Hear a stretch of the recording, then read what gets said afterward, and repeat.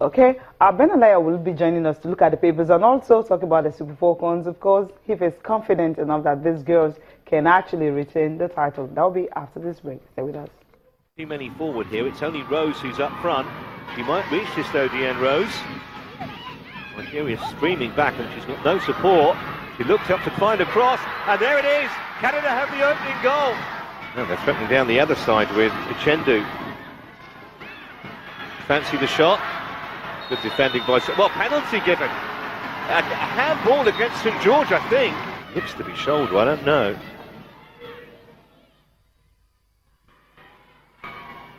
Chendu. Yep, she can.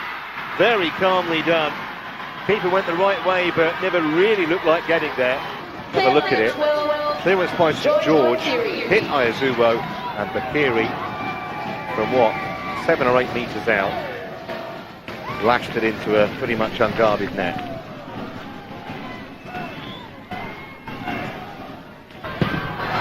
Scored by Famaditi.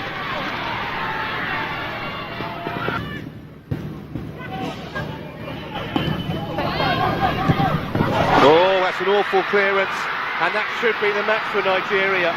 Disaster for Riley Foster, an absolute gift for Ayazuwo, and Nigeria lead by 3 goals to 1.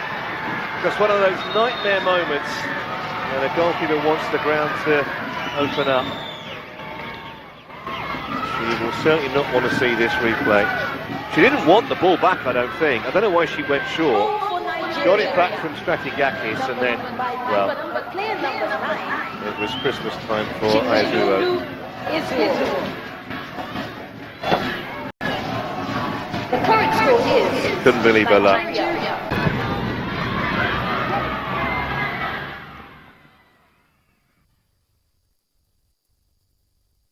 Some of the highlights coming from the FIFA Under-20 Women's World Cup. So Falcons game again, how they have to come from a goal down to actually beat Canada 3-1. I love watching that game because it gives me confidence that on Sunday they can pull off a surprise against Spain. Ben Alaiya joins us now in the studio. He is the editor-in-chief Sports Day newspaper. Good morning, Ben. Good morning. I think, like FIFA I always say, the future of the game is feminine. And we are seeing it. I mean, the Falconers are there in Papua New Guinea doing fairly well. And also our own Super Falcons, I can assure you, the way they are gingered up, let me use that word for once, I think that they are good to go for the title in the AWC. Yeah, but let's stay with the Falcons. Right. Falconets, actually. I mean, they play Spain in that very crucial game on Sunday. They've got to win really well. I mean, do you think, having watched them play this in this competition and watch Spain as well, do you think that's what it takes to actually go on and beat Spain? The Spaniards are one of the better sides in the competition. Yes, I think they can. I'm one of the persons who believe that all they need is 6 points. Okay. Because if they go ahead and beat Spain, it means that they have 6 points. Okay. Let us not bother about the other game, because if we think of the other game too much, it's essentially both games will be played simultaneously. So I think that they should just be focused. And we all know Coach Dedevo that he can pull off some strings there and help the girls win and then go to the next level. I mean, don't forget that there are some competitions that Nigeria will go. I recall, was it Maroc 88 or Algiers 90? We lost the Super Eagles. You recall, lost scandalous, I think 5-1 in the opening game, and then we went all the way to the final, only to lose by that controversial penalty to Cameroon again after Henry Wosu scored a fantastic goal that should have counted. So we have the ability to always bounce back, and I think that the guys should take that, pick some strength from this historical feat that we have done. I mean, going down 4-0 against Russia in Saudi Arabia on the Under-20 World Cup and coming back and winning is fantastic. And these are we should tell ourselves some good things about us and about our football. The girls should pick strength from these games that I just talked about. Okay, hopefully they can do that. Now let's talk about the games for this weekend. You know, we're starting with Asevenga, of course. I mean, Arsenal and Manchester United. But you know, it's no secret that your club is Arsenal. You know, it's no secret about that. It's no secret. Yeah. How do you? We all know That I support only two Arsenal sides in the world. Exactly. Arsenal of Benin City, which is better, and the one in London. In London. So we know that. Now, for that game, I mean, it's going to be tough because Jose Mourinho is not having a good run right now. We've seen, if we can look at the stats, we've seen the stats between Jose Mourinho and Arsene Wenger. But Wenger says it's all about football. It's not about, you know, both coaches. It's about the game. They need a good game. Now, take a look at all competitions. 15 games played, 8 wins, and just 1 for Arsene Wenger. Just draws 1. That was in the 6. Community Shield. Exactly. Yeah. So then draws 6, of course. Goals scored. 21 and 5. But the Manchester United Jose Mourinho is currently in charge of right now are kind of goal shy. Well, I think that most times when Arsenal is playing against a team managed by Jose Mourinho, the emotions at times tend to go overboard, and especially from the side of Arsene Wenger. I think this time around he's trying to maintain a calm position ahead of the game and say, look, I'm going there just to play. The last time they played, Jose Mourinho was managing Chelsea. There was even a show of pushing, almost going into fisticuffs. I think that this time around, the man has aged. I mean, he's becoming a lot wiser.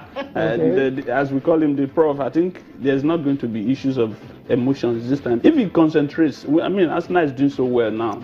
And like you rightly said, Man U is a bit goal shy. I think Arsenal can nick it if they keep their calm.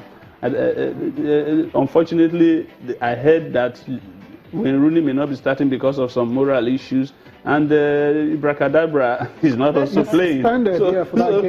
Suspended for that game. So Arsenal has all it takes now with Sanchez back and all their big stars on parade. I think that this is the best time to beat Manchester United before they get the rebound. Okay, because I'll just go back. Okay, let's quickly go through the other fixtures that will be played in the Premier League. Apart from United and Arsenal clashing tomorrow lunchtime, there will also be games between Crystal Palace and Manchester City. Manchester City, you know, drew that last game against Middlesbrough. Banana peel, that one. Oh, okay. Crystal Palace, banana peel. Oh, okay. Manchester City should watch out. Okay, we'll see how that one pans out. Everton, after getting destroyed by Chelsea a couple of weekends ago, they get to play against Swansea City. Swansea is struggling, still no win under the new coach, Bob Bradley. And Southampton, really tough one for Bob Bradley there. You have Southampton taking on Liverpool. Liverpool, a lot of pundits seem to be tipping Liverpool to go and win the title. Southampton is another strong side, you know, and they seem to have it against the big side. So against Liverpool, I think the best that they may get is a draw. Okay, that's the best they will get. I stick out my neck. Okay, you stick out your neck. Yes, they're not beating Southampton. No, they are not beating Southampton. Okay, right. We'll go on a break now. We'll come back. We'll be looking at the papers.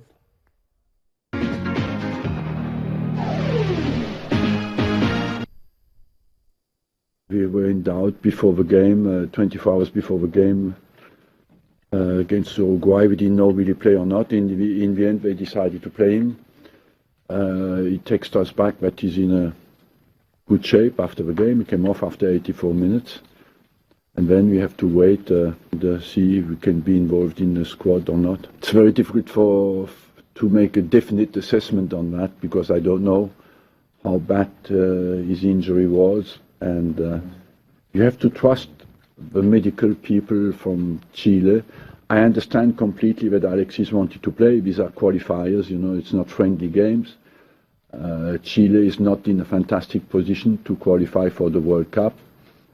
I won against every manager in the world in my during my 20 years here, and I do not make of these games a competition between two managers. It's between two clubs and two teams, and I think I can understand that people want to create controversy, but it's not that makes the audience. What will make the audience is the quality of the game, and we have seen a few games since the start of the season didn't respond completely to the expectation level between two big teams, and I think it's important that it's a top-level game because that will be watched all over the world. And for the reputation of the Premier League, it's important that the quality of the game is good. We go into the period of big games, you know, one after the other, and the way we deal with these kind of games will be very important in our position in the league and in our ambitions. And overall, I believe we are on a very strong run. I think of 16 unbeaten games, and we had a little hiccup against Tottenham at home, and we want to restart to win our games again, and that's a good opportunity on Saturday morning. Have a chance, actually taking one of Jose Mourinho for once. But then, you mentioned Wayne Rooney that he will not be playing because of disciplinary moral issue. That was the word he used. Yes. Now, Jurgen Klopp, I mean, he shares another view concerning players and discipline. He feels players should be allowed to, do what they want to do as long as they can, do it in a way that it will not affect their play on the field. Let's listen to him. This one is a very funny one,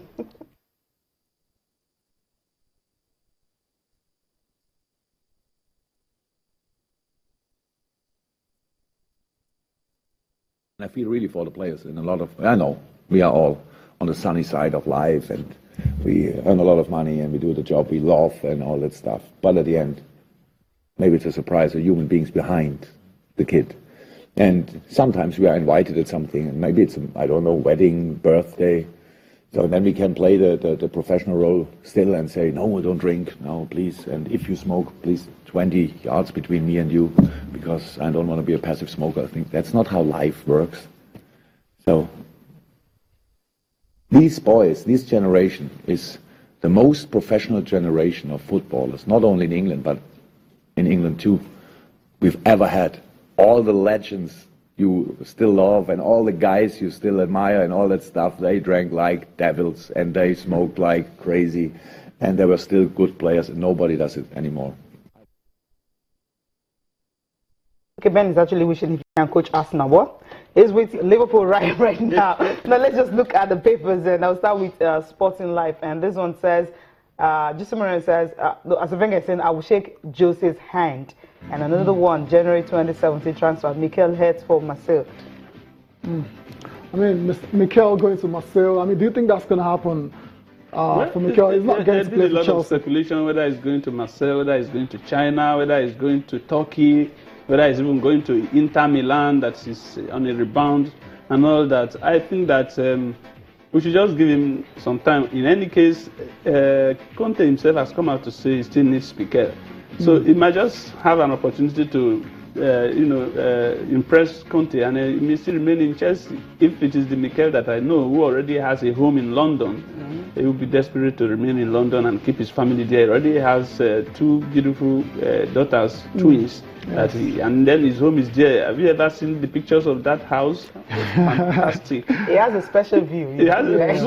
So I don't think he will want to leave London. Yes. If I think he wants to remain in London. Okay. But let's watch the body language of Conte and also the performance of Mikel. Mikel scored for Nigeria. He's still young. He still has a lot to offer Chelsea, and I think that if he has his way, he would like to end his career in London. Okay. Or perhaps if you just want to collect some retirement benefit, maybe in China, but I don't think it's time to leave London. It's not ready yet. for that. More like the rider you have here in Sporting somewhere, Chinese club offers Mikel 1.3 billion naira yearly. So that means he's not taking it. Complete sports? Yeah, complete sports. Just to round off the show, it's all about the Manchester United versus Arsenal match. Wenger, how to break Jose jinx. I mean, I'll use this opportunity to get a prediction from you, Ben, before we move on to other headlines. I think it's going to be tight. Of course, any game between Manchester United, whether it is Mourinho versus Wenger or not, is always tight. And Manchester United is one of the oldest rivalries in English football, so I expect a tight game tomorrow. Yes, but I expect that Arsenal should just nick it by 2-1. Wow, it's going to be tight. I can't believe I got that out of Ben. And lastly on complete sports, Iheanacho wants to score against Palace again. Remember, he scored his first ever goal for Manchester City against Crystal Palace. You think that's going to happen this week? I already called that a banana peel. Man City should watch out. Iheanacho, I like him to score, but I don't think they will win. Okay, who's score?